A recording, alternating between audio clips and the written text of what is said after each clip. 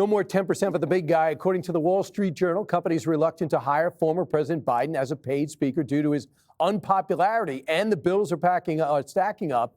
$800,000 in personal debt, thanks to that beach house he refinanced. Hunter's legal mess, $3 million. Ashley's got not a cheap divorce. Plus, he wants to leave some money for the grandkids. Are you surprised he's having trouble, Kennedy, at this point in his career?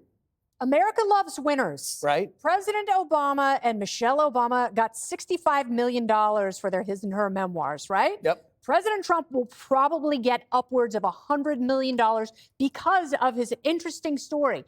The fact that he was voted into office, then he was beaten by Biden, then he had a gap term, then he came back as president again after an assassination attempt. So America wants a two-term president. A one-term president who had to leave the race because of his mental infirmities is damaged, sad, and not interesting. Right, and not a sought-after speaker. I watched your show last night, Greg. You kind of covered this a little bit.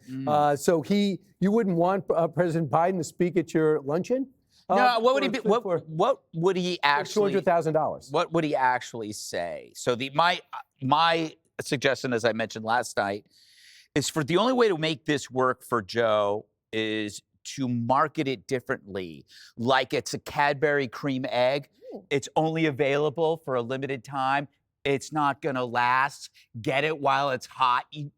This might be it. This could be it. Or do it as a novelty thing where it's like, he shows up at your birthday and he cuts the cake. Do cameo. Does cameo. Or it's a shame there aren't any Love Boats anymore because he'd be great doing a guest star as a Love Boat, as like a retired ship captain. But the fact is, this is a guy whose entire life was based on sponging off the country, pretending to be a public servant when he was really for private gain, the status, the influence, using his title for his kids.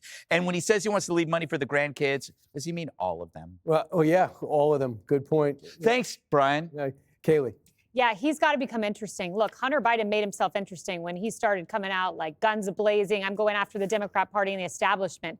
Kamala Harris has now turned on Joe in the book, at least the excerpts we've seen. He needs to market a speech, The Truth About Kamala Harris. Tell us about everything you saw behind the scenes. And Obama. And boy, you're going to get a lot of speeches. He has no memory. He also had some bad financial decisions. 2013, got a home equity loan on his house. It's still active. He's 2024. I mean, come on. He's got a $10 million advance on him. Brian. Oh, I had no idea. You got to tell me this in rehearsal. I don't believe that we should ever let former presidents work. They're the closest things we have to royalty in this country. I've said for a long time we should take care of them and not force them to write books and give speeches and, for that matter, compromise themselves, potentially compromise America and national security. The market is speaking here, but I got to tell you, you said President Trump may make $100 million when he gets out. Heck, he's selling perfume, phones, Bibles, watches. Bitcoin, and watches. He may get that while he's there. But, right. And I like President Trump. God bless capitalism, Harold. But not while you're president. When Beau Biden did it, not Beau Biden, when Hunter Biden did it, bless his soul, when Hunter Biden did it, we criticized him. I just think we ought to be fair. One of the themes of this, if he didn't choose to have a lavish lifestyle, he does get a good pension as president. We did make sure that after Jefferson and Washington and Madison, all these guys ended up double pension. I'm not crying for him, Brian. I'm only saying I don't want any president, regardless of what their marketing and money-making powers, because they are our royalty. We should treat them as such. Right. They are not our royalty. Yep. We don't have royalty here, Harold. All right. Ah! The pageantry of the British should be. Click here to subscribe to the Fox News YouTube page to catch our hottest interviews and most compelling analysis. You won't get it anywhere else.